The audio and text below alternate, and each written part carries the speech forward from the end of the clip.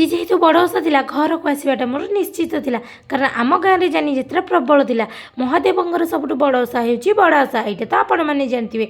प्रथम आसी ढेंकानाल स्टाण्ड पहुँचलु सेठू आउ गोटे बस धरी गाँव को आसी जाइलु। गाँव को आसी प्रथम जो घरे पहुँची प्रथमे मु बारीपटू जाइली कारण सेठी आमर बड़ ओषा होउतिला। मोर दुई बुढ़ी माँ खुड़ी बो तीन जन जाक करुले बड़ ओषा। मो जेठे आ बापा एपटे गेल होता बेले सेपटे बड़ ओषार प्रस्तुति चलता।